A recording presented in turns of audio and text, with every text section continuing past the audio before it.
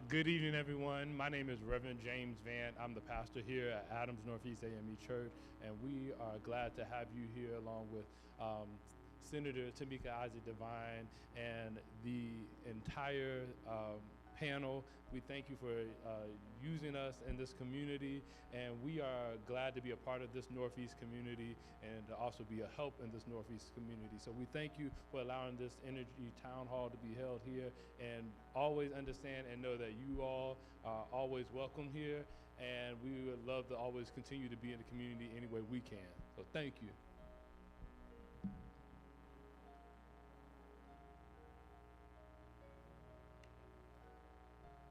Well, good evening, everyone. Thank you so much for being here. I am Senator Tamika Isaac Devine. I represent Senate District 19, where you all are now, and it is my honor to be here to host this Energy Town Hall. Y'all are going to have to excuse me this evening because I'm a little nasally and I might cough a little bit, but I promise you I'm not contagious, and I'm going to stay my lane over here. Um, but this was really important because as your state senator, I get a lot of calls from people, even before this last year, but little calls from people saying, energy bill rates are going up, my bill is high, do you have resources that can help me? But this year, we actually debated and passed a bill, House Bill 3309, which you'll hear a little bit about, that was kind of the overall, everybody called it the energy bill, but it dealt with a lot of things. And it dealt with so much. And what I found when I went out to neighborhoods and communities, most people had no idea what the bill was, what we were doing, and all people hear is, well, are my rates going to go up? And there were a lot of conversation about what the bill may do to rates, what expansion of the system may do to rates, what is making our rates go up. And so, in talking with my friends at Conservation Voters, I thought about I'm going to have several town halls on different topics, but I thought this one was an important one to start with. Number one, because not House, but well, it is House, but 3309 did pass, so it is law in the state of South Carolina. So I do want you all to be aware of that and know what that means for you. But just traditionally, we're hearing a lot on the national and local level about affordability, and you can't talk about affordability without talking about whether or not we actually have the money to pay our light bill, to buy groceries, to pay our mortgage or our rent. And all of those things interact with each other. And so if you have a salary and your salary is fixed and your water bill is going up or your light bill is going up, those are things that you can't control. Well, sometimes you can control a little bit of it, but you can't control it because other people are driving those things. So I thought it was important for us to have this conversation and answer any questions, and for you to hear from the experts here in our state as it relates to energy policy. When I talk about policy, a lot of people think policy is real abstract. And they're like, okay, they're doing that at the State House. They're talking about this bill or they're talking about this, but most people don't really know what that means. Most people don't know what we do. I'll tell you, I still get people who call me about their trash pickup or speeding, but they don't call me about, House Bill 3309 and what does that mean. And so I want you all to know what we do at the State House and how it's going to affect you, but I also really want you to know how you can avail yourselves of resources and how you can advocate for yourselves. And that's what these people do. They advocate, they empower our community. These are grassroots organizations working hard every single day. And then the other thing, and I'll stop and let John talk a little bit. The other reason I really, really wanted to do this is I think it's important that you'll hear our governor say that South Carolina is one of the fastest growing states in the nation, and we are. We're growing leaps and bounds. You all here in the Northeast, you see Scout Motors every single day. I mean, I drive down 77 and it doesn't even look the same. I drive down Wilson Boulevard, it doesn't look the same. And with Scout will come more houses, it'll come more businesses, and all that economic development is good, but we also have to be smart with the way we grow. And the way our state is growing and the way we are moving forward, we have to understand what does the decisions that are made at the State House, what that does to everyday ratepayers, as my colleagues would call them Fred and Ethel. They would always say in the debate, Fred and Ethel, every day you and I that are sitting there paying our light bills, what does that mean for us? Today on the way here, I saw a story that there are 9 new data centers coming to Colleton County. And we'll talk a little bit about data centers and how that impacts our energy. But just generally speaking, data centers are what's powering all the AI and a lot of the stuff that is happening in our world and our country, but they take a lot of energy. And so as they come in and we have to produce energy for them, what does that mean for you and I? And so those are some of the things that we're going to explore tonight and talk about. So with that, I am going to let John Brooker with the Conservation Voters talk a little bit about, I have it down as legislative issues, where we are now and where we're going. But what I told him is we're going to have a real just conversation. What is 3309? What did it do? What does it mean for you? And then in addition to that, what's on the horizon? There are a lot of things as we're talking about growing and addressing energy needs in our state. There are a lot of things that will be happening. Some happening on the state level, some happening on the federal level, some might happen on the local level. But how can you be informed and engaged, and most importantly, empowered to advocate for what you want? So that's what we're going to talk about. And so I'm going to let John take it over from here. Great, thank you so much. Hey everybody, John Brooker. I'm the Senior Vice President of Policy and Government Relations with Conservation Voters of South Carolina. Very happy to be with you today, and I'll give kind of a brief recap of the legislative issues and kind of a lay of the land at a high level of where we're at now. So as the Senator mentioned, the South Carolina General Assembly passed Act 41 this year. This is we're currently in the first year of a 2-year session, so 2026 will be the second year in a 2-year session. But what did this bill do? So one, let's start actually with why this bill was needed. So Act 41, the Energy Security Act, this bill was really in response to growing energy needs and electricity needs in our state. And in large part, this was due to data center growth, accounting for 60 to 70% of that new need.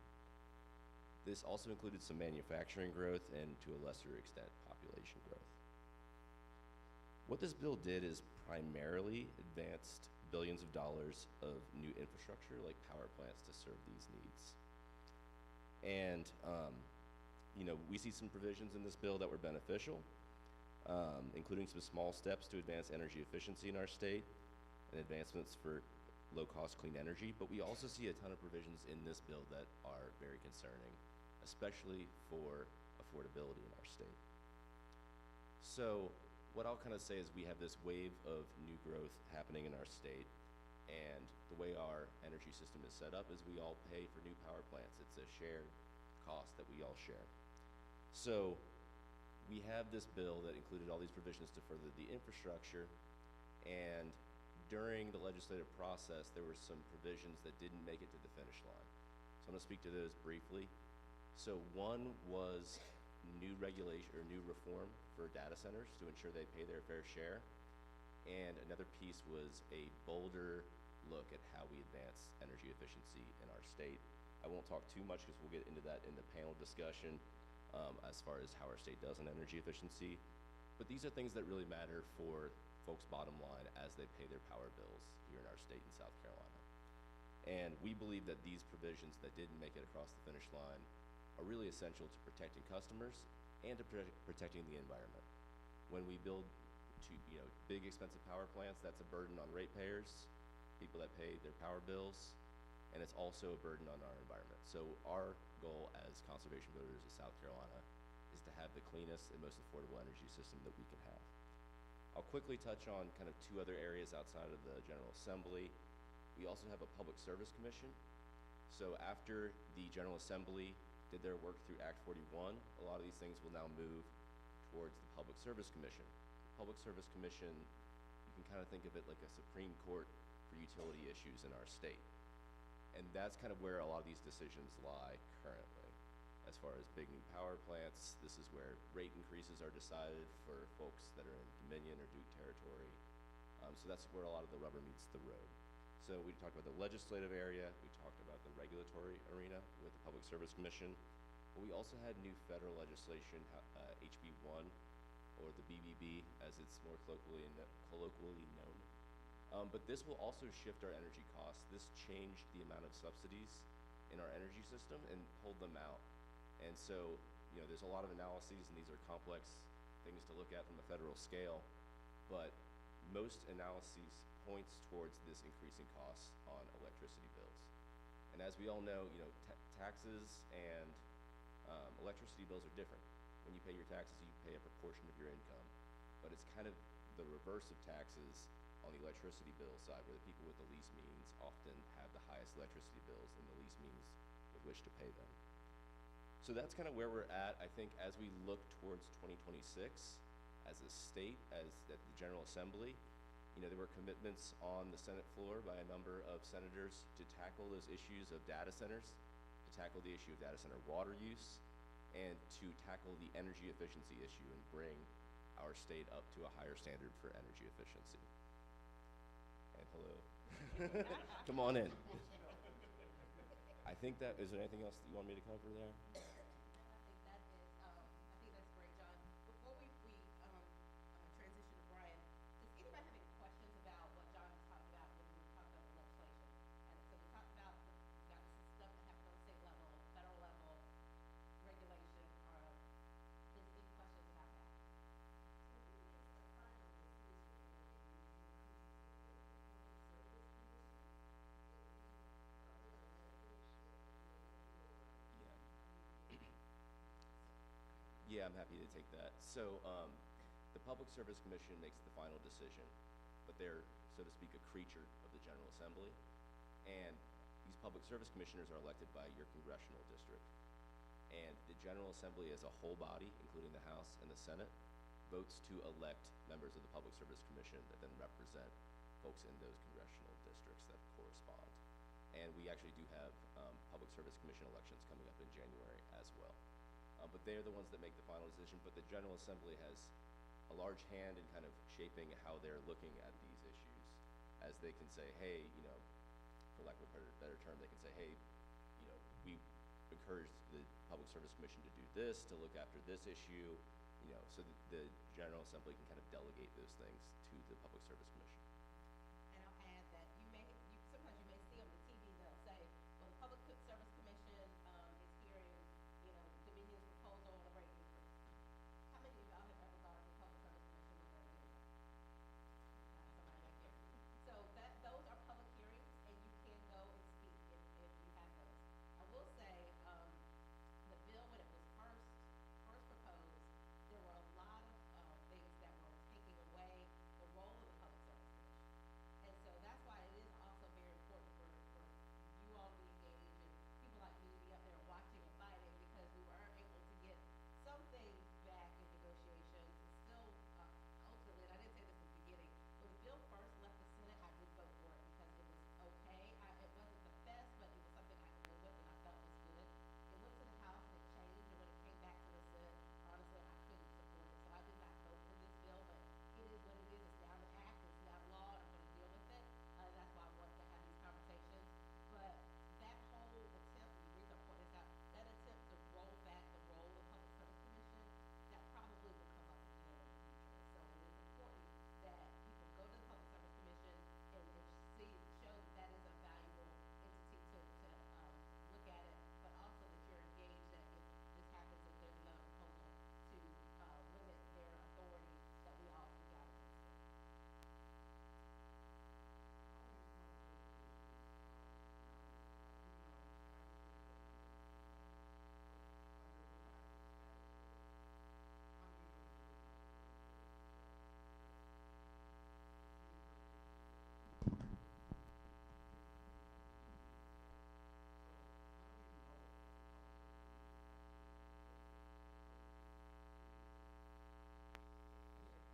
I'll say how they're done, and then John can speak to if we know they're speaking out.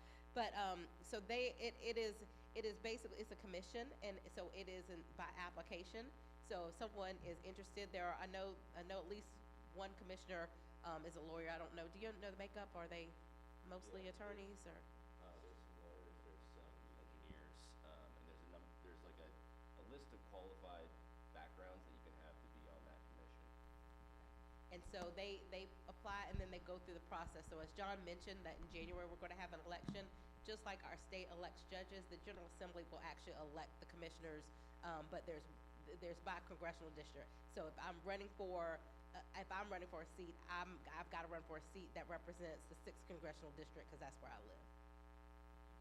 And to answer your question, I'll let John say, I mean, through their screening process, that's part of what gets asked, if they, what's their view on, energy burden, which we'll talk about, and all that kind of stuff. But, when you apply for a job, you're going to apply for a job and you're going to say, you're going to sell yourself. So all we can do is just hope that we get the best people. Yeah, and I'll say, CVSC, our role is to take these things that people might not know much about, like rate cases or public service commission elections, and elevate the public voice. So we'll be urging folks through our channels, through our email and other things, to remind your elected officials. I mean, obviously you have Senator Devine here, but also your House member, hey, I know public service commissions are coming up. Make sure you elect a public service commissioner that will protect customers. And so that's something that we hope to do to kind of elevate that, to make sure that every member of the General Assembly knows that people are watching this and it's not just kind of occurring and no one's kind of paying attention. Okay. So next, y'all, we've got Brian Cordell, who will talk.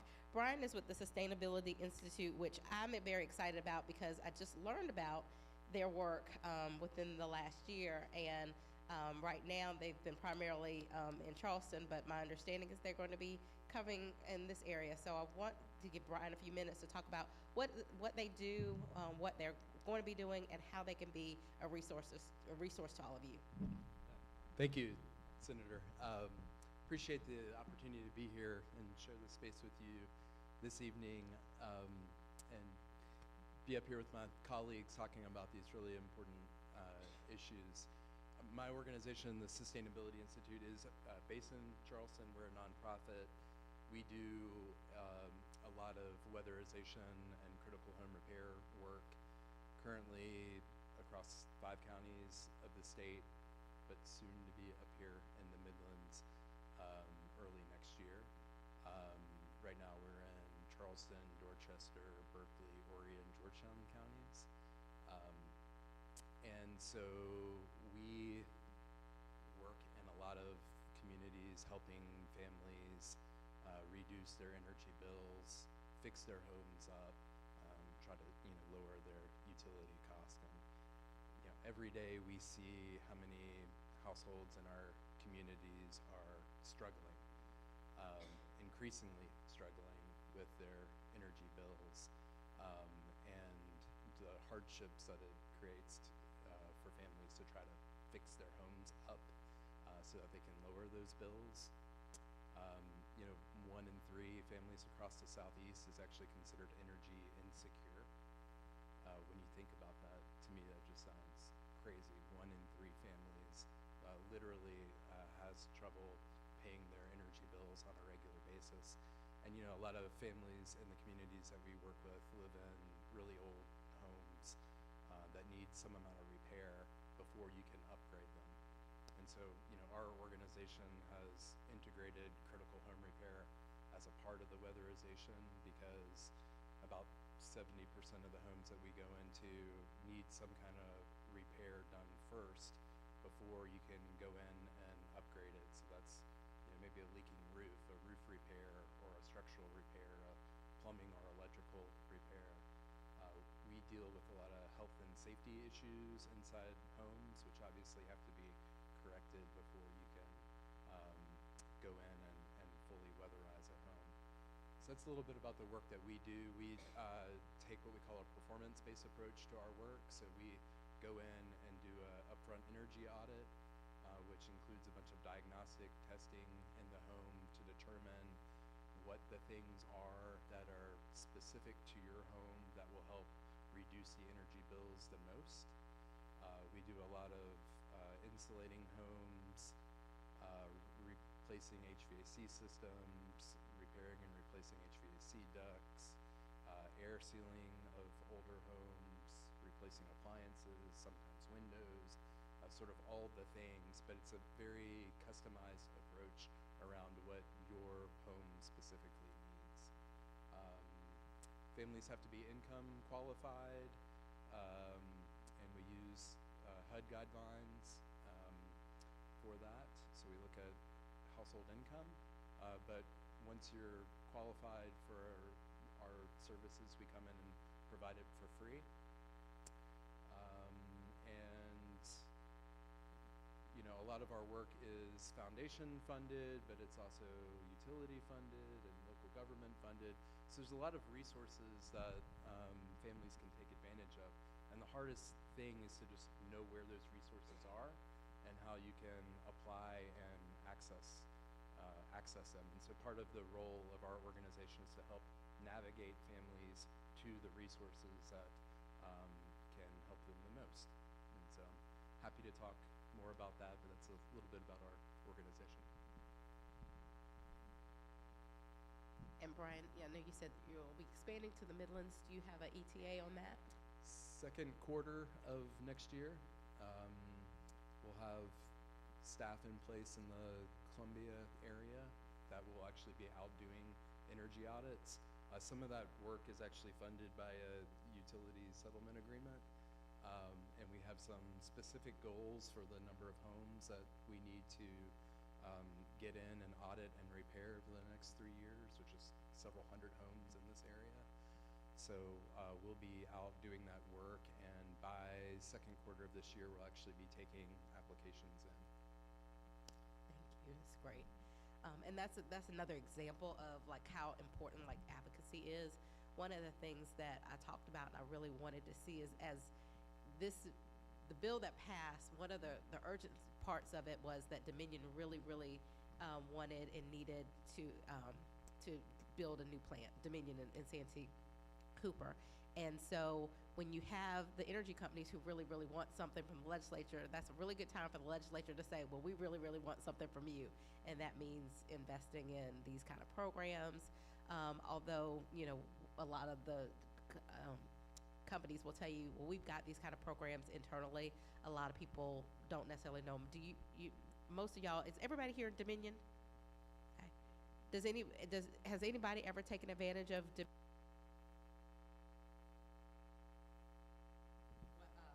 the energy audit or anything? You have? Okay. Anybody else? You have? Okay. All right. So some people have, but they do have those programs, and so we do need to make them utilize that. But it would be nice if we could also make sure that we have continuing money going into groups like Brian's. So, okay, so now we're going to jump into our panel. Brian has introduced himself, and John has talked a little bit about what he does. So I just want to let Shane introduce herself first, and then I'll let Michael, and then we'll jump into the panel. Sure. Hey, everybody. Welcome. It shows that you really care about your community being out here tonight, and I appreciate you being here. Energy usage, energy rates is one of those things that affect us so much every day, but it is not talked about enough, and you guys are seeking to change that, so I appreciate it. As the senator pointed out, my name is Shane Kinlock, and I am the executive director of an organization called the South Carolina Energy Justice Coalition. And we are a statewide alliance made up of about 85 partners, again, across the state, and they range from community groups all the way up to governmental agencies. And our mission is pretty simple. We just want to embed fairness into South Carolina's energy system. And the way you do that is, first of all, making sure each one of us, each one of you, understand your role in the energy system. You have way more influence that you've probably grown to believe that you do. The way that we do our work is pretty simple. We offer direct service through things like community education. So we talked a little bit about the Public Service Commission. So this past year, we partnered with CVSE, and we hosted what we call PSC forums in every region of South Carolina. So we're up in Florence, we're in the Low Country, in Charleston, we're here in Columbia, and we also went up to Spartanburg. And we just wanted to get folks acquainted to what the Public Service Commission, and sometimes you'll hear it referred to as PSC, what it is, what it does. And also helping you guys understand that you have some incoming commissioners who are gonna have a direct influence on your monthly rates. That's just how granular their work gets. Their decisions affect how much your bills are every month. So please get acquainted with the PSC. We also provide direct service through disaster resilience work. I know you guys have heard the name Hurricane Helene.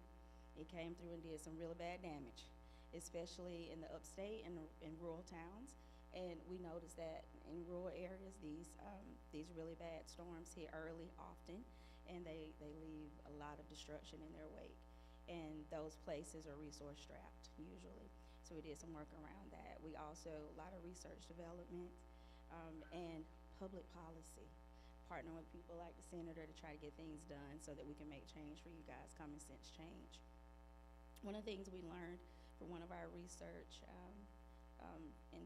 investigations is that we learned that folks in this state are paying up to 30% of what they bring in income-wise on their energy bills.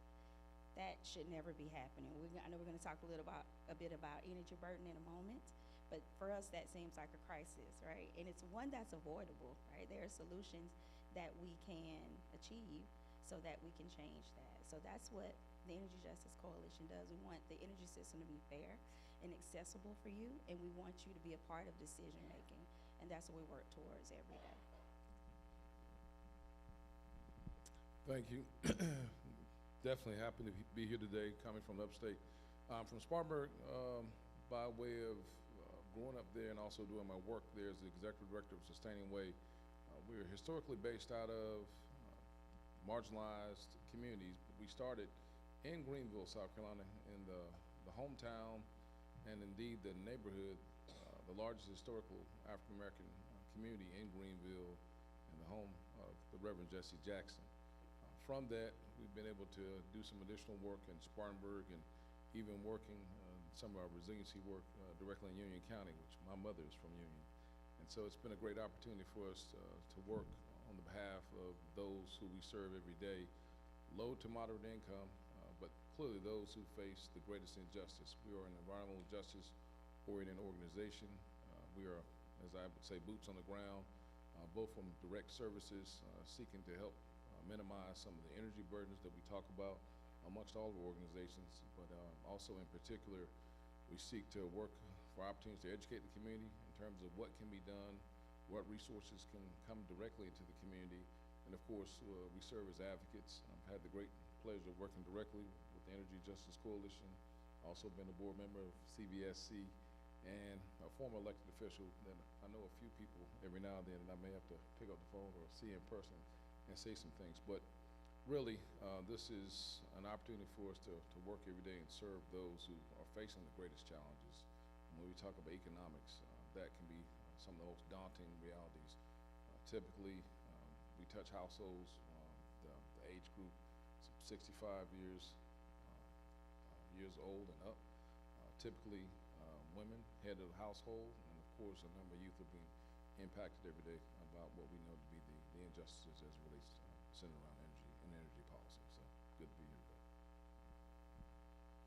All right, so thank you guys so much for those intros. So we're going to jump in a conversation, and I want to start first with it's interesting. A couple months ago, Governor Andy Beshear was in town, and he and I had a conversation about voting and engaging the public and things like that. And he said something that really stuck with me. And he said, what I find, one thing is, he said, when we're talking to people, he said, we're using terminology and we're assuming that people know what we're talking about.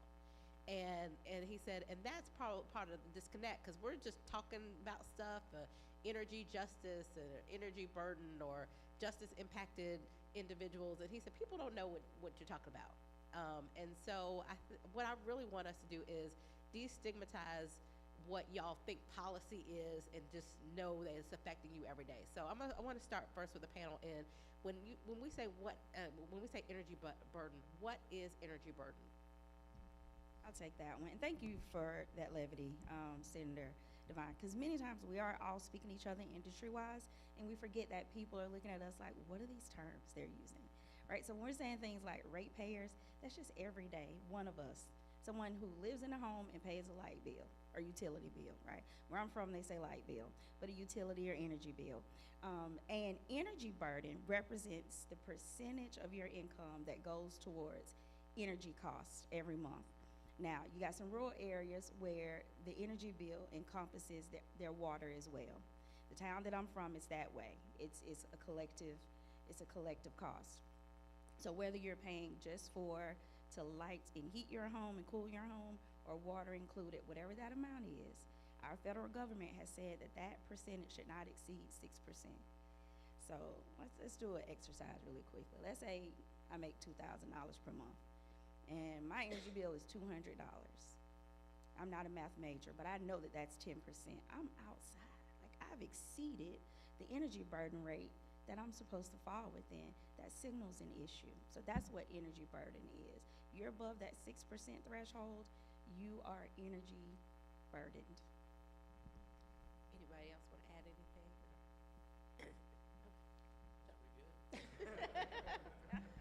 Okay, so now level set, we understand what energy burden is.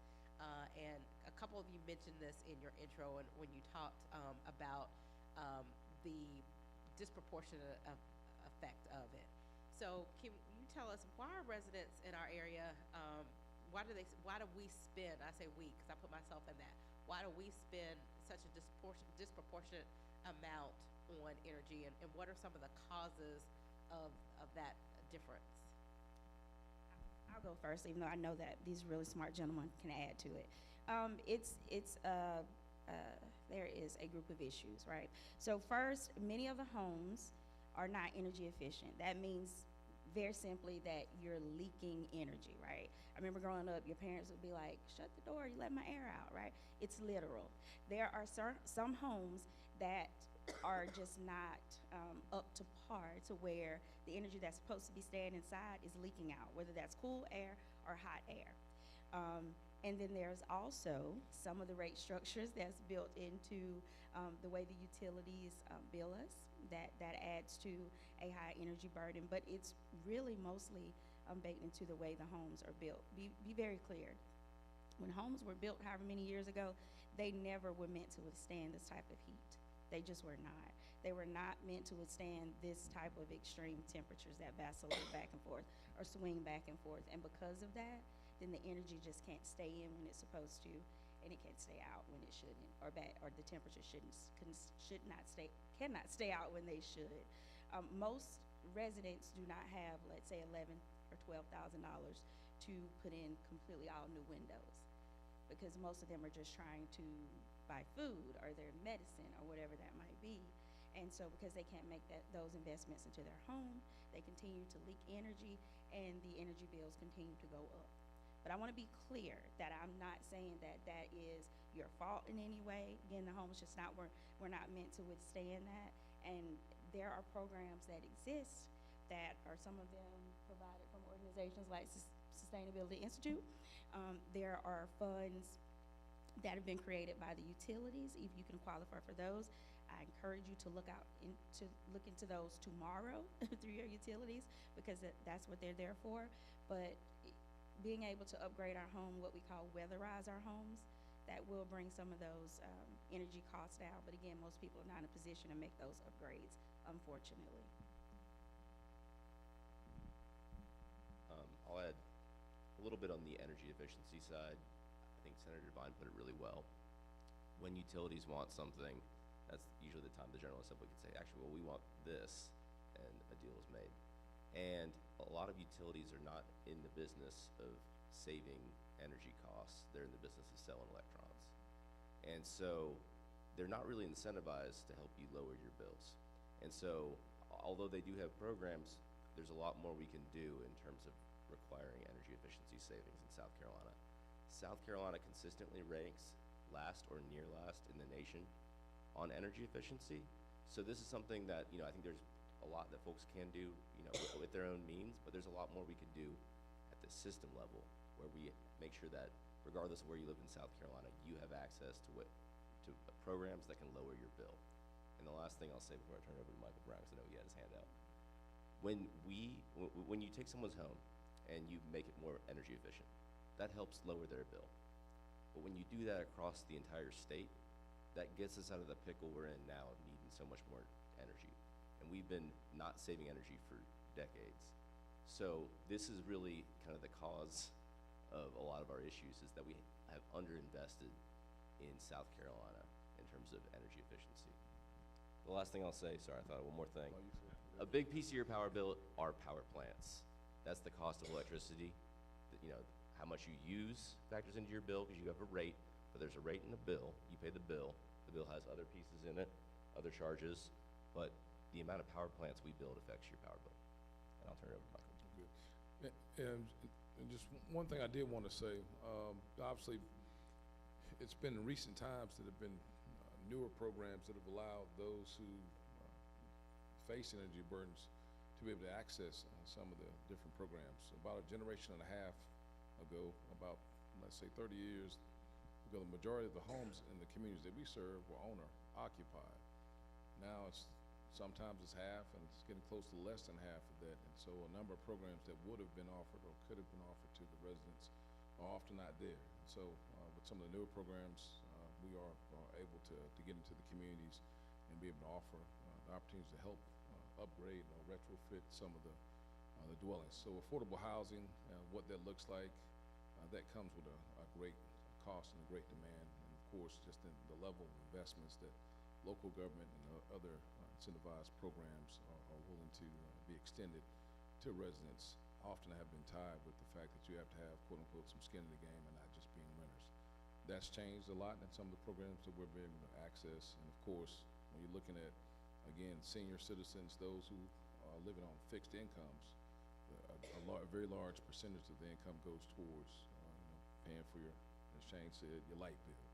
And if that is something that seniors have to make a decision on, how you eat day to day, as well as addressing your energy needs, something's gonna fall through the cracks of time. So that's the things that we're looking at. Yeah,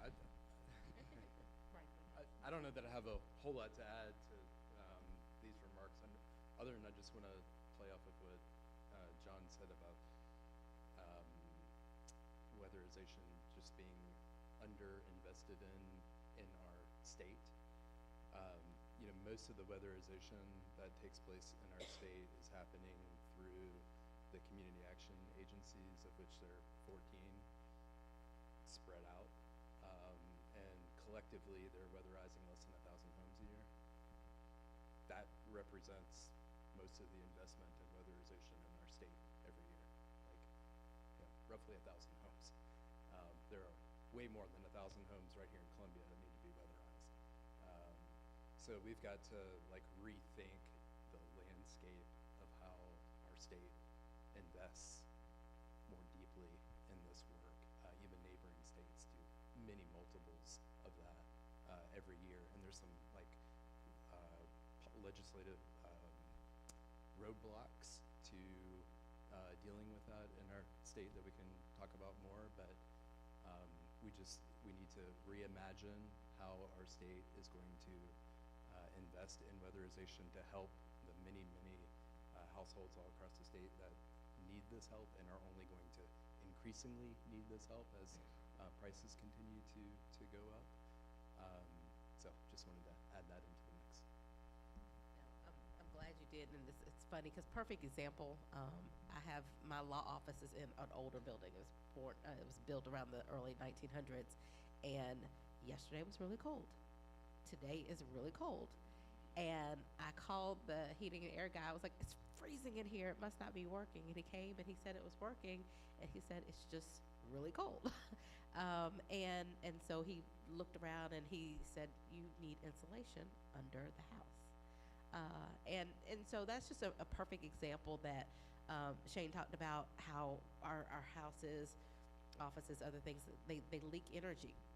And so as we're leaking energy, we're not conserving it. And so then when people are saying, well, we need more energy, we need to generate more energy because we're growing, we need data centers, we need this, we do need more energy, but we also need to conserve the energy that we have. We need to do a better job with that. And so let me shift. I know I've got another question about what folks in here can do, but let me shift a little bit because Brian took us to kind of where we are. I think that one of the things that people don't quite understand is what can be done on that policy level. And so can you all give us some examples of things that you think can and should be done on a policy level, some things that other states might be doing, because it's not unique to South Carolina, um, but we've gotta get to the point where we're investing in that. So, if you all had a wish list, it's Christmas. You had a wish list. What do you think the state could or should be doing to help us conserve and do better with energy?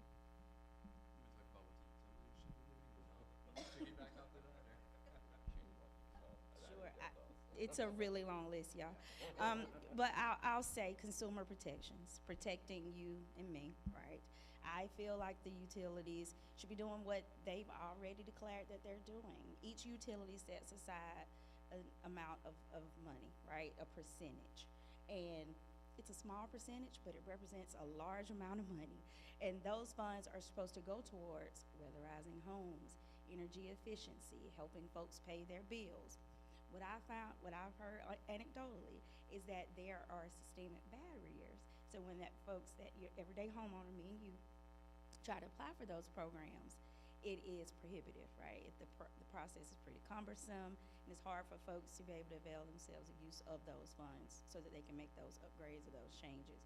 So I would, number one, say, and I have have the utilities make those programs easier for folks to apply for, and increase the incidence of folks being able to use those programs, because right now that percentage is very, very low.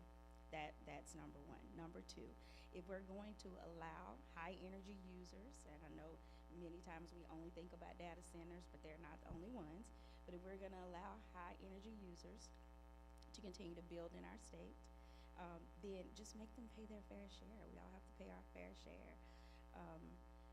And third, make sure when high energy users are coming in, there is an air of transparency. We know exactly what these projects cost. We know exactly if they're having tax abatements or whatever that is.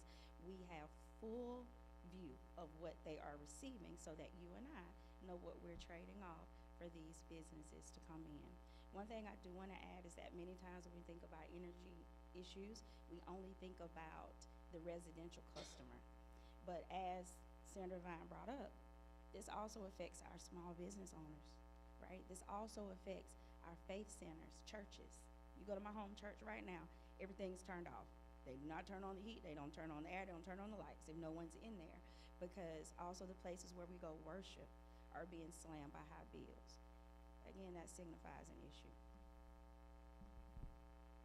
Yeah, I think I agree with a lot of what Shane said there. I think what I would add is kind of some finer points on this is holding utilities to a clear standard of, you're not incentivized to save electricity, but you need to be saving, say, 1% a year of what you're selling. It's just a simple percentage, and say you need to do that. And then make sure it's an enforceable target too. Say, hey, if you're not fulfilling your kind of this public service of helping people save energy, then maybe someone else should run these energy efficiency programs. And the funding that's currently coming from your light bill to utilities should go to a third party that's statewide that just operates these things, and that's their sole goal. They just try to save folks money on their energy bill through that fund that's currently going to utilities. So that's called a third party administrator. So a minimum performance target and a third party administrator, which says, I don't have the incentive of selling you electricity, I'm just here to save it. And that's the sole role of an organization like that. And other states do have organizations that operate as these third-party administrators for energy efficiency. And so they can offer one suite of programs, one size fits all. You come to them, they're statewide. They can offer you energy efficiency programs to save you money on your bill. Ryan, do you have anything to say? Oh, actually, there's one other piece. She reminded me. Blame her for me not passing the mic. My colleague. The other piece is so we have Duke and Dominion as the main investor-owned utilities in our state. In their operations in Ohio and Virginia, they offer low-income rates. These are called percentage of income payment plans, where you pay based on how much income you make. And so this is something that we could pursue in South Carolina to ensure that folks are able to pay their bills and that it's fair to those that have the least means, especially if our utilities like Duke and Dominion offer these to customers in Ohio and Virginia. John stole my answer. But what I would say, there are other states, Tennessee, for example, that also utilizes some of the newest technology, and we often talk about, clean technology, renewable energy. Solar, for example. Obviously, we're in the South. We're not lacking sunshine the majority of the year, but definitely our intense summers can give us an opportunity, hopefully, to offset some of the things. So I'm an advocate for an opportunity for solar to be utilized to offset some of, our energy burdens in the state. As the state continues to grow, it's going to be very challenging to continue to try to meet at this rate of growth the energy demands that are being placed on us. So there should be other opportunities for us to look at alternative or additional ways in which to provide that energy. And if it's free, like solar energy is, that's something we should look at. So as a former local county commissioner and a person that was a part of our economic development committee for so long, I would look for the state to offer the potential to pass a potential act that would incentivize local governments through a small percentage of the state budget to go back towards counties that would offer reductions for companies that set up in the various counties to take a portion of what they would get as tax incentives or tax breaks to locate in certain counties, for that to go directly to a fund that could offset some of the energy burden demands that low and moderate income families face. And so we call it fee in lieu of taxes for local government.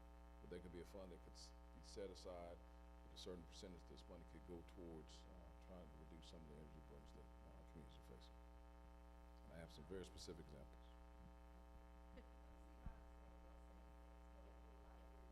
Yes, ma'am.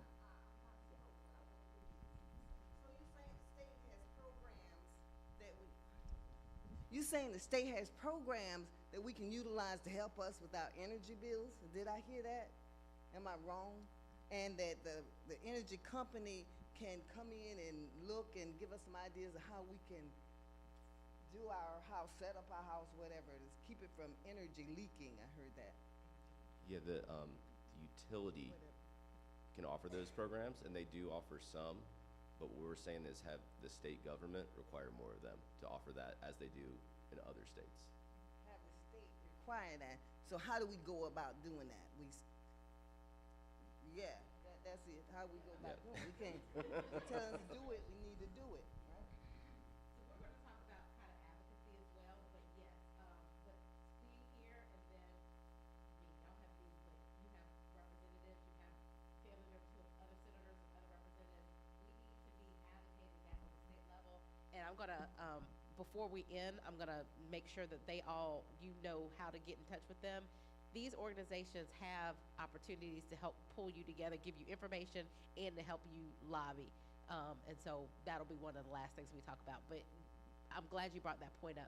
That's the whole point of this, is we want people to feel like you can do something about it. It's not just, the energy bill's gonna go up and up and up, and there's nothing I can do about it. There are things that we can do. Some things are more shorter term, like weatherizing your house, applying for a program, and some are more longer term, like lobbying and getting a bill changed. This bill that passed this year, they've tried for 3, 4, 5 years. So so it didn't happen overnight, and so it doesn't happen really fast. But there are things that we can get done on a short term and long term basis, and that's what I want us to leave here to know. Brian, you want to add anything to that? Yes, ma'am. Yes, ma'am. How might we, there are so many, I guess with me, unanswered questions at this time as to, we still don't know what questions or what resources that we need to reach out to. So right now, if there are restrictions to those persons who will be eligible for the discounts, or how do we still go about getting help? Because even if your income does not match or it's not compatible, and and your bills are still exceedingly high. So how might we still manage those who would not meet those standards? Great question. And let's just flip to, because that's like one of our last questions. Let's just get to that, like some of the things. So I'll start with you, Brian, because that's what your organization does, and you all will be coming up here. So our question, let's talk specifically about what's available now, and then what happens if one of those programs you can't access because you don't meet the criteria, or they run out of money. Watery runs out of money all the time when I send people there. What are some of the other things that they can maybe look towards? Yeah, this is such a good question. And this is like what every community deals with. This issue is so complex because there's these programs out there and their eligibility guidelines vary. The programs get funded and then they run out of funding. Some have waiting lists associated with them. And so navigating households to the resources that can help them is really challenging. That's one of the things that our organization's trying to take on. So the first thing you can do, I would say, is just call our organization and talk to us about where you live, what you're struggling with, what you need, and then it's our job to try to navigate you to resources that can help you with that. Some of those resources include the weatherization action agencies. So again, those are all over the state. They typically serve multiple counties, and they will go in and do energy assessments, energy audits on your home, and they are there to help upgrade homes. Most of them are doing, I don't know, somewhere between 30 and 60 homes a year, and so sometimes they do have waiting lists, but that is one place that you can go apply for a service. Most of the utilities, Dominion has services that you can take advantage of, including a home energy checkup. They will also send an auditor out to your house. If you are not with Dominion and you're with one of the co-ops, most of the co-ops have a program where they will send an energy auditor out to your house. Getting an energy audit is sort of the first step that any household needs to go through before you have anything done to your house. And so you go to the weatherization action agencies, the utility, or a nonprofit like ours to get one of those audits completed. The audit's what is going to tell you exactly what your home needs, what resources you need to be able to reduce your energy bills. Most of the utilities have some type of rebates or discounted pricing that you can also take advantage of. And part of the role of the energy auditor, once they inspect your house, do diagnostic testing, is to help guide you towards what those discounts and savings are that you can access. Part of the problem is collectively there's just not enough of these services, which is, I guess, the point that I was trying to make. We have to dramatically increase the number of weatherizations that are happening around the state. The other problem that I mentioned before is that like 70% of the homes need something else done.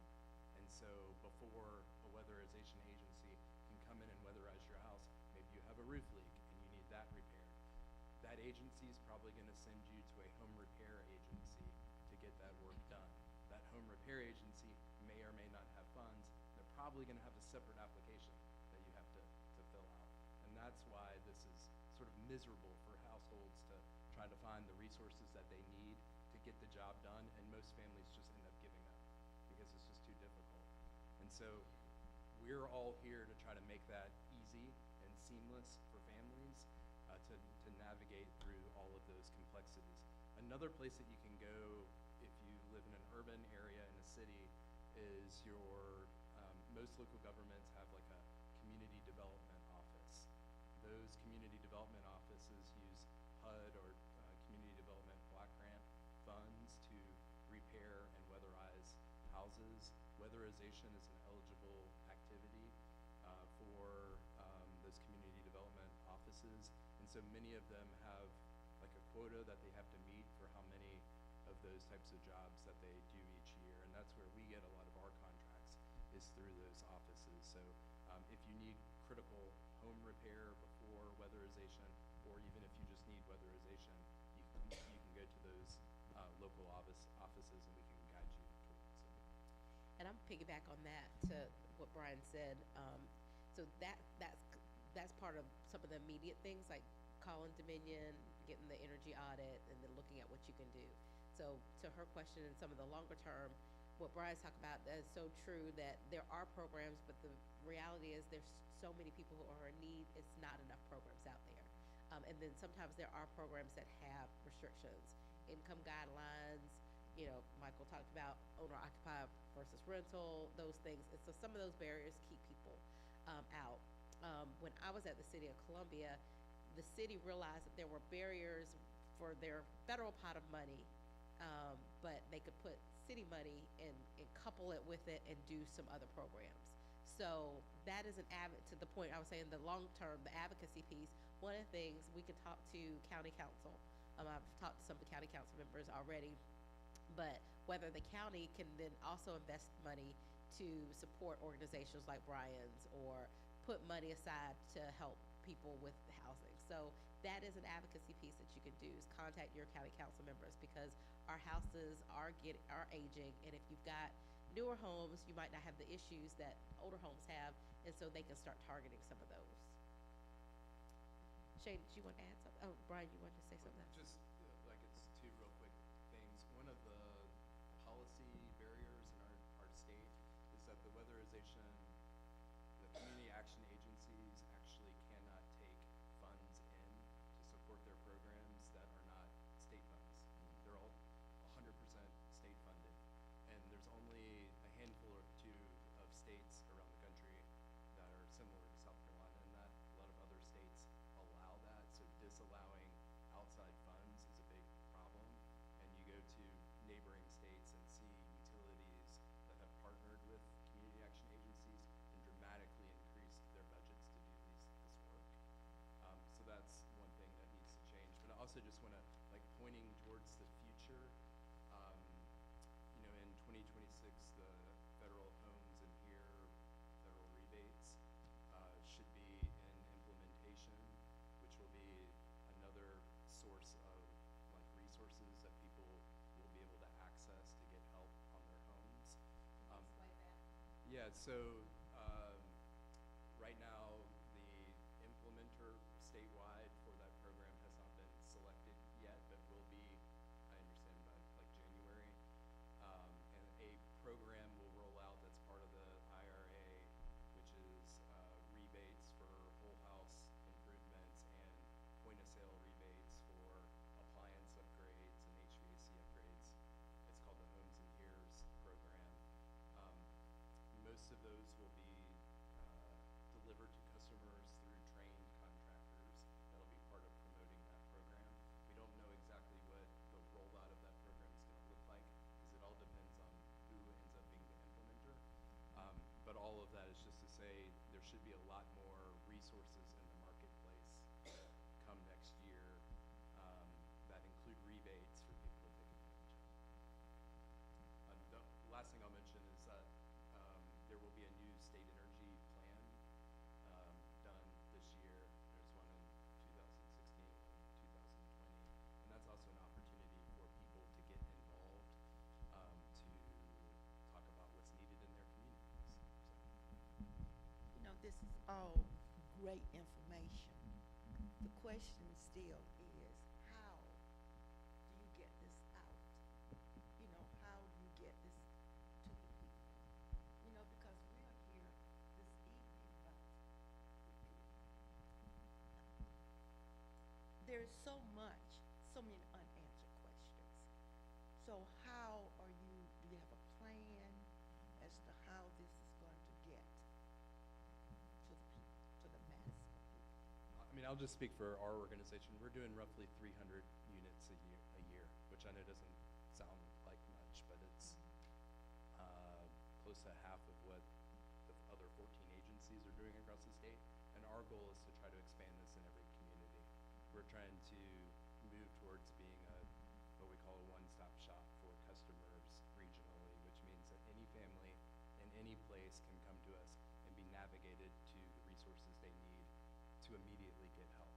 Because we understand that that's the biggest barrier, is just understanding where you go and being able to access those resources. So that's part of when we move but here in Columbia next year, will be available, but you don't have to wait for that. You can call us tomorrow, and we will try to navigate you to the right resources. Come second quarter of next year, we will have funding available within our organization to immediately go out and do energy audits and weatherization work in this area.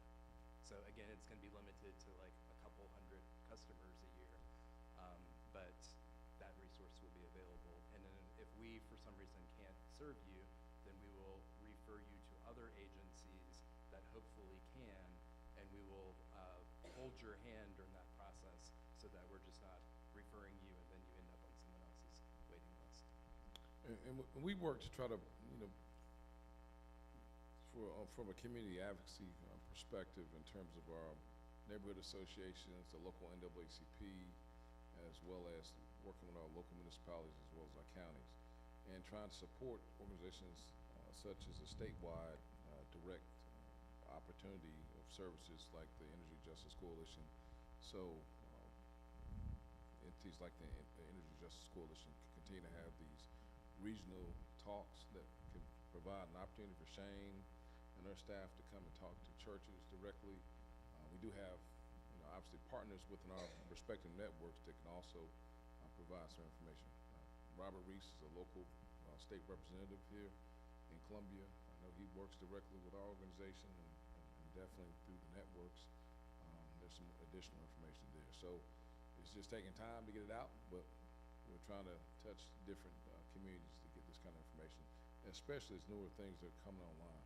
It's part of our mission to also be a part of the educational opportunity. It's an area that we often don't talk about, and we have relied on our community supporting agencies that have been set up directly through our counties and the state historically to work on them, but a lot of the nonprofits or small number of nonprofits that work directly in this area are focusing definitely on the education opportunities, so we're working on that. But that's a very good point. And I was just going to add that you're right. This is why we're here, because there's a lot of information that people just don't know, and so it's going to be baby steps. It's going to be you taking what you hear today and sharing it with your neighbors. It's going to be a neighbor calling Brian's organization and finding out and then sharing it. So we're going to have to do more of this, and that's what I said at the very beginning. Energy is something that we don't typically talk about. We just our bill is high, and that's it. And so there needs to be more, and so we do want to go through some of the action steps like weatherizing, making sure that you're calling Dominion. Dominion, that program Brian is talking about, that Dominion will do that, or do whoever you have, they will do that free of charge. You call and they come out and they will do the energy audit. Now the things on the audit, you've got to find somebody who can do them for you, and then that's where sometimes these programs will come into play, and then hopefully we can, by hearing from people and getting this group, and that's kind of my last action item.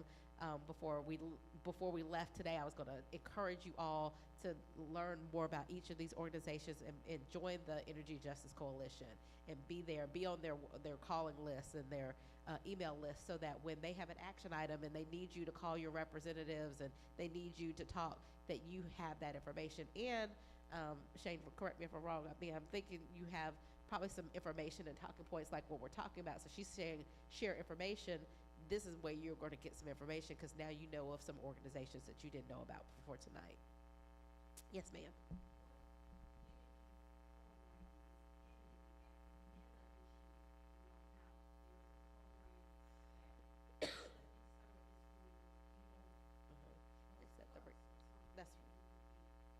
I think she's talking about the HB, the big beautiful bill. Is that? Can you speak? I can't speak detailed about it. It's the big beautiful bill. Big. Yeah. Yes. So a lot of the subsidies, and this is true for kind of the bigger scale, utility scale stuff, but as well as the rooftop solar. A lot of these credits or tax credits are being ending at the end of the year. So I know that like the EV, for example, the electric vehicle tax credit.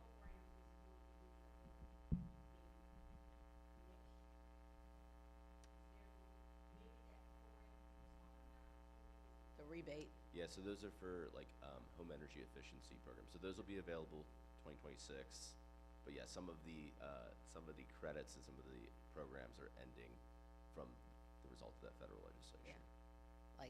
Like there was part of that, like there was a tax credit you can get if you bought an electric vehicle. I bought an electric vehicle like 2 weeks after it ended, and I didn't get my rebate. But those are some things, and that's federal government. That's what that big beautiful bill, that was all part of that. So there were rebates and stuff that were in the previous administration that have been taken out. And so if you were getting some of those rebates or subsidies, then those things go away. Hold on one second. Go ahead.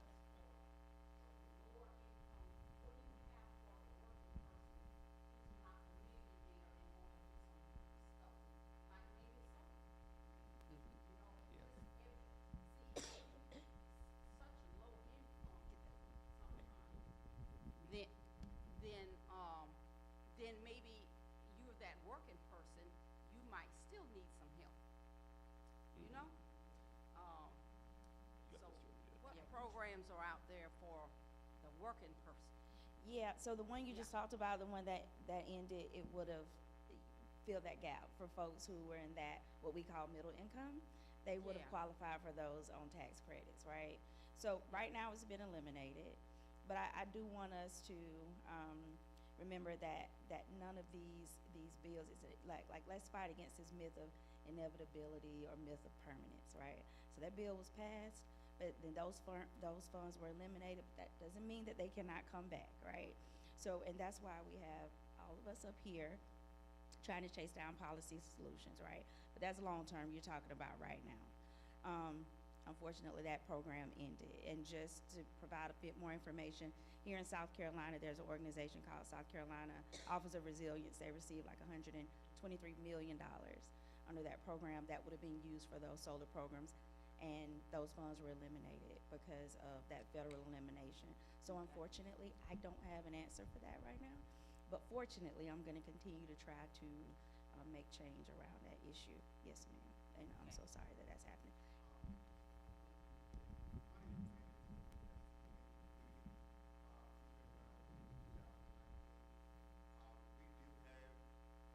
Opportunities to help out homeowners who currently are looking at solar. There's also energy efficiency upgrades.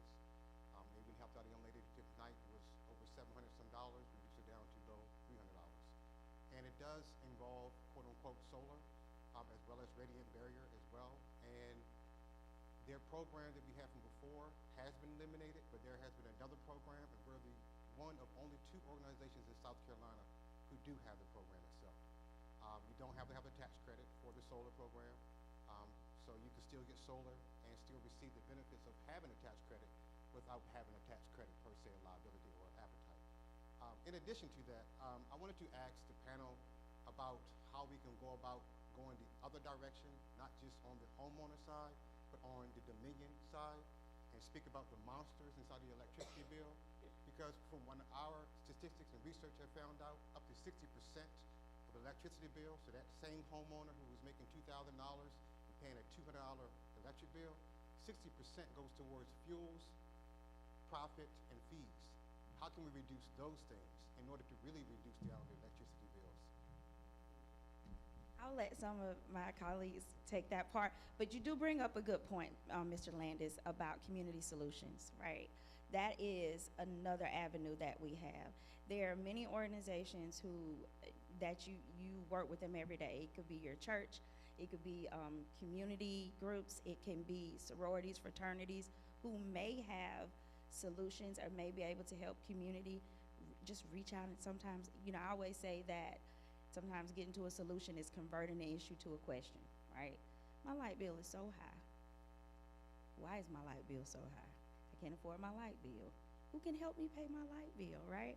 And begin to pose that question to people that you know and trust, because there are sometimes community solutions, there are funds that are around that may not be advertised, but they exist. Unfortunately, sometimes when policy falls down, community has to rise up. So sometimes as we're working towards these policy solutions, we're gonna have to work together on some of these, right? In the meantime, so that's just something I'll offer, because many times there are lesser-known organizations who are also providing these supports. John, Yeah. you were going to talk about Dominion? Yeah, I can speak briefly to it and talk about some upcoming advocacy opportunities. and then Yes. pass. So yeah, no, I think that's a big issue that we've been tracking is the fuel for power plants is a huge portion of bills and profit. Yeah. Yeah, and so, I think this is more reason, because people don't think about these issues very often, this is the reason we, work to educate lawmakers and push them to kind of understand these things like fuel costs, which are kind of, not many people, have figured out what you figured out of, this is a big portion of your light bill. And really make this a priority issue to address the different causes of energy costs being too high. And so really, what I'll lift up here, because I would be remiss if I didn't, on January 27th, we're working with orgs like the Energy Justice Coalition to host an Energy Affordability Advocacy Day at the State House, to go up and, urge lawmakers to act on energy affordability. And so that's one of those things where all the different symptoms, we can point it out, say, hey, our bills are too high, here are some reasons why we need to take action to reduce electricity bills. And I have a sheet up here for anyone that's interested in joining that. Has a sign-up form on it. And ma'am, to answer your question, we are part of an organization known as Black Owners of Solar Systems. My energy manager, Preston, would have been here, but he's trying to finish up some of those end-of-the-year rebates that people purchase early on for solar systems. And so there may be some additional funding that can come, and hopefully we'll be that third organization in the state. But we have a local solar manufacturer, one of the few in South Carolina, that can kind of reduce some of those costs, because most of the times you find solar manufacturers are not only out of the state, they're out of the country. And so that, as you know, this current cycle that we're in has been quite cost prohibitive. So I'll give you my information and put you in contact with Preston, and I think he should be able to help you with some of your answers, some of your questions. Okay, yeah, I just wanted to know the name of the bill that was passed in the state last year with regard to energy. Because I came What's the late, I official probably name, missed John? that. Energy Security Act, Energy Security. or Act 41 is the number, Yeah. Act 41 of 2025. Okay. And it had a lot of stuff in it, so you kind of have to go through it, but it had a lot of stuff in it. And then there was a lot of stuff that got taken out that hopefully we can try and revisit. So before we get to the point, as we're about to wind down, I think we've got about 10 more minutes. I don't want to miss the action items. So I definitely want us to talk about what are some of the some of the services that people can access to lower their bills. And if you had to tell the crowd here 3 things that they can start doing like tomorrow to try and either affect their energy bill, advocate for a better energy policy, or inform people about energy burden, those 3 things. The 3 things that they could do leaving here today. I'll start with Brian. Oh, we'll start with John because he's got the. We're an advocacy org, and so, I'll go reach out to your legislator. You obviously have a House representative as well. So reach out to them and let them know that you care about this issue, that your bill's too high, and urge that system change. So that'll be number 1. I'll pass it along. I'll give practical solutions. Have that energy audit ASAP so that you can find out exactly what you're dealing with. You can do some small changes right now, like LED light bulbs that seem to help. If you even if you don't have Dominion, you can go to their page. They have a page on their site that tells you things that you can do right now that's supposed to affect your bill. It could be things from the time of day that you wash your clothes, when you run your dishwasher, the temperature of the water in your home. You can toggle with that. So there's many simple and practical solutions that you can begin to deploy right now that can hopefully give you a measurable impact on your bill. So that's some practical solutions. Thank you for that. I would just add, there's so many things that homeowners can do from a behavioral standpoint in your house. As you become more knowledgeable about just how to operate your home, we do workshops, energy conservation workshops, all the time, all year long in communities. So if you have a church group, neighborhood association, any kind of group that would like to host one of those workshops, we come in and just teach that skill building stuff for an hour. That is helpful, help households with things that they can do themselves in their homes. Shane was right. The most important thing is to just get an energy audit. So whether you call Dominion and have their person come out, you call the Weatherization Action Agency, or you call us, everything sort of starts with an energy audit. And I just want to emphasize, again, I know I'm sort of repeating myself, but we pick up on so many health and safety problems in homes through that energy audit, and most of those things are not detected by the household. So we often find combustion equipment leaking in your house. So, that's hot water or stove, gas leaks in your home, which are dangerous to people. We find ventilation problems. The health and safety stuff is intertwined with weatherization, energy upgrade work. And so by doing that energy audit, you can also pick up on all of those health and safety problems that might be in your home that you really need to know about. So that's super important to get that done. I did just want to make a real quick comment for you about households of different incomes being able to access these programs. The Homes in Here program, the homes piece of it is open to all income levels. HERE's is open to up to 150% area of median income, AMI. So there is extended eligibility for those programs. The best way right now is to know what the status of those programs are and to also check to see if you're eligible for the different measures is just to go to the State Energy Office's website, and they've got a whole page about the program, and they will also post updates on that as they select an implementer for the state. And I would say if you have some specific indoor air quality issues in your home in particular, because of the most recent disasters, there has been some funding available statewide, but you would have to look at your home, see if you have any in particular mold issues, there's roof leaking issues, it could be some cracks in your foundation. There may be an opportunity for you to have your home assessed, and then again, it could be brought up to speed in terms of overall energy efficiency. So I'd love to talk to you about that as well. Let me just play off of that because it's such an important point.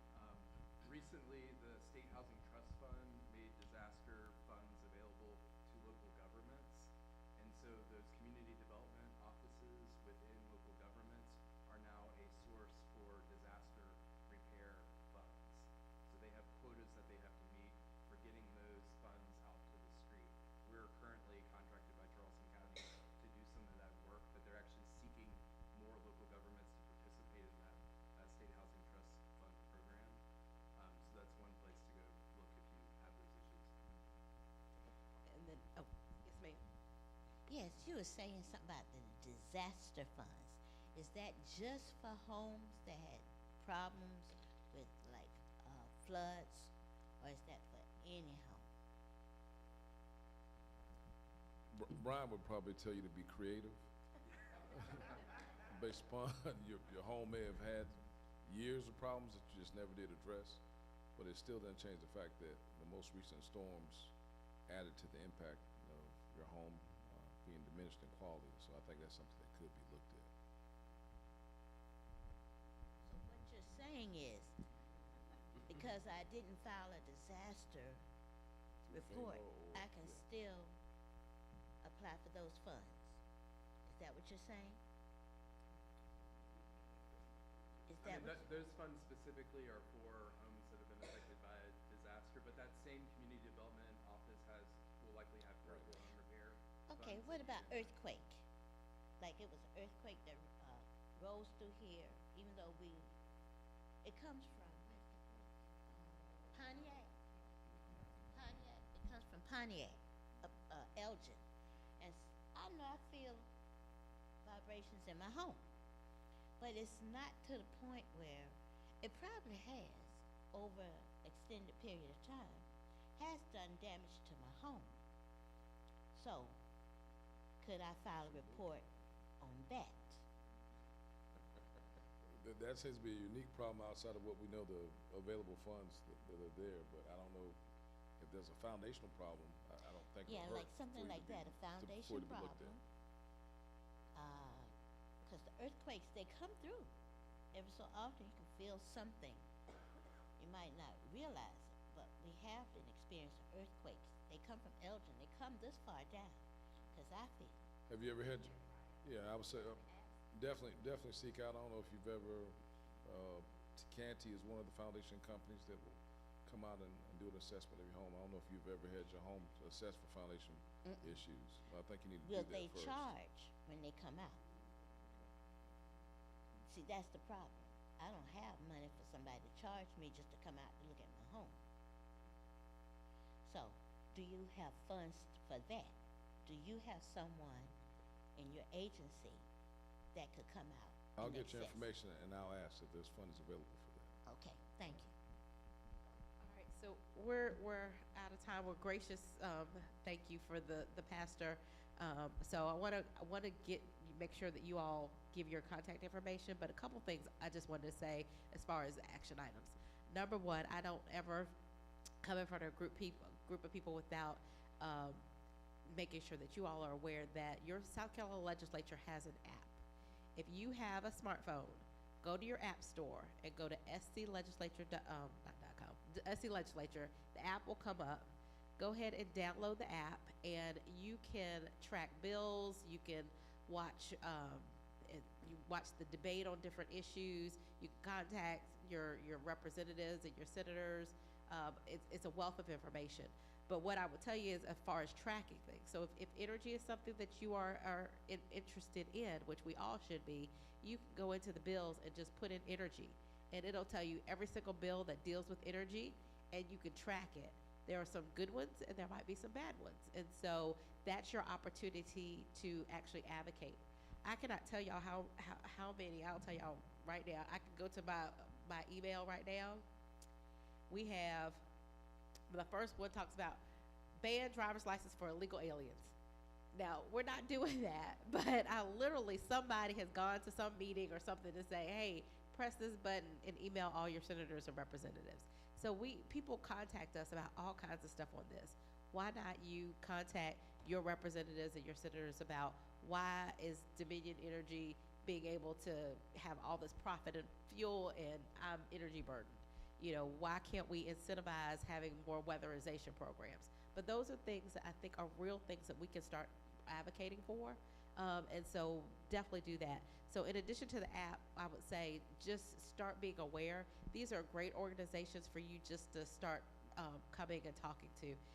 John talked about the legislative day, and I will tell you that that is a really good day to be up there, meet your legislators, but also hear from the experts and other people about what's happening in other communities. The best way for us to bring solutions to our community is to hear what other people are doing and then bring that coalition together to advocate for it.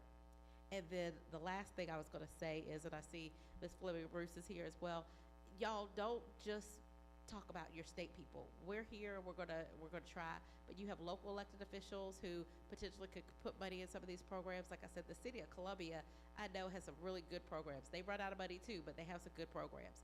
But you have your local people, you also have your federal folks.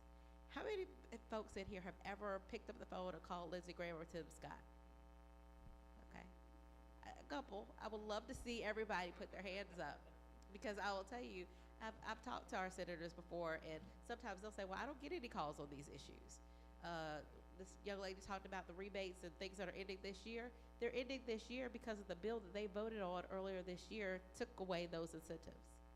So we have got to do a better job at making sure that they are hearing from us about every single issue. So that's my 3 things for you guys. I just want to I'll start with Mike. Can you just tell your organization again and tell these people how they can get in touch with you, and website and stuff, everything? Sustaining Way, you can look us up online, sustainingway.org. You'll see my name, my staff there, and what we do in terms of community resiliency programs. We work directly with community centers and, of course, churches now to build out resiliency centers, making it energy efficient through solar, EV technology, as well as battery backup, and also training people within our communities to know how to do those type of jobs, since they are the jobs of right now, not the jobs of the future. So, of course, Michael Brown, I'll give you my number, 864 is the area code, 494-0003. And if you can't write that down, I'll talk to you after this is over with, but sustainingway.org. .org. 494-0003. 100%. I got a great marketing team. Yes, sir. If y'all will, before y'all leave, if y'all sign it, we'll make sure we send you out some information as well. Well, thank you, everybody. We're at cdsc.org. We have a sign-up sheet here. We also have that Energy Advocacy Day, Energy Affordability Advocacy Day. There's a sign-up QR code here if you're interested. That's January 27th, the State House at 11:30 a.m. Again, I'm Shane Kinlock, and the organization that I'm director for is called South Carolina Energy Justice Coalition, and you can find us online at scej.org. So it just stands for South Carolina Energy Justice Coalition, and we're across all social media platforms, sir. Well, not all of them, but Instagram and Facebook, and you can find us there as well. So if you follow us, you'll receive updates and emails and all those things so that you know what we're doing and how you can get involved, and I invite you to do so. Brian Cordell, the organization is the Sustainability Institute. I've got a couple handfuls of business cards I can give to you that have my contact information on it, but it's sustainabilityinstitutesc.org. Senator, real quick, and this is not a question, well, it is a small question. While I think the town hall has been great, one thing I picked up tonight was a lot of people don't know where to go to even start to get the information.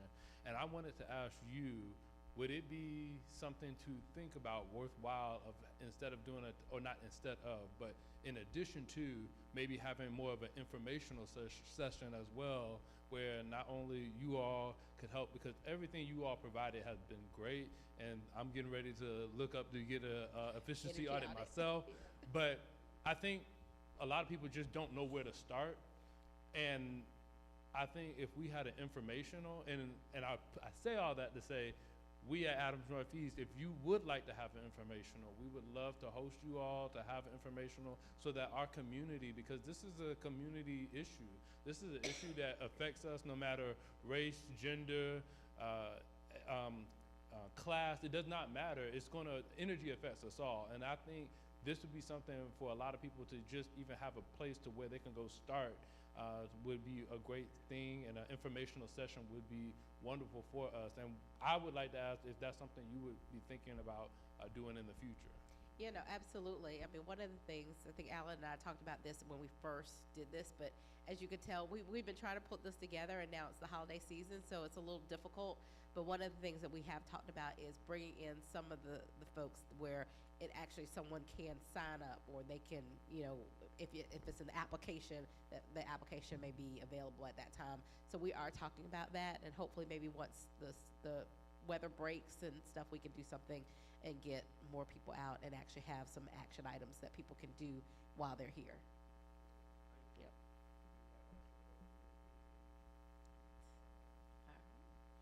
All right. So with that said, Pastor, I'm remiss. I'm negligent because you opened us up, but I didn't ask you to open us up in prayer. So if you would please close us out in prayer, and then if anybody wants to speak afterwards, we'll be happy to answer a few questions. All right. Let us pray. Gracious God, we thank you for this evening. God, we thank you for this information. God, we thank you for all that you have done. And so, God, right now we ask that you allow us to take this information and to spread it throughout our community, that we continue to do what is right and is of you, God. We ask that you just bless each and every person this evening. Allow us to do the things that are necessary to be better for our community and also for ourselves. Bless our leadership here. Bless our leaders, our state leaders, our local leaders, all leaders. Bless them and allow them to remember to do what is the justice that Christ has called us to do. God, we ask that you just continue to bless us this evening, provide us traveling mercies to and from all of our destinations. We praise your name, we magnify your name, and we lift up your name this evening. This we ask in the name of Jesus, we pray. Amen.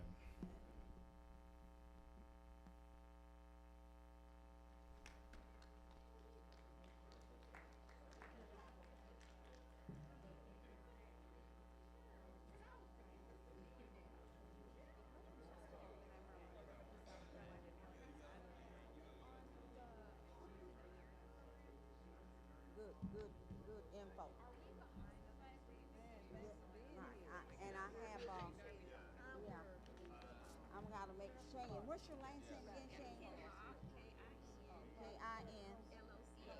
L-O-C-H. Okay, South Carolina Energy Coalition. Energy Justice.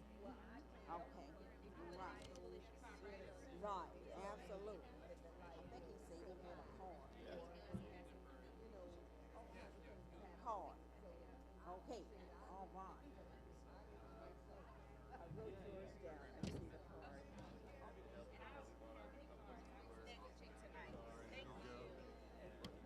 I'm with the South Carolina Commission for Community Advancement and Engagement, formerly the, but definitely if we could do anything to help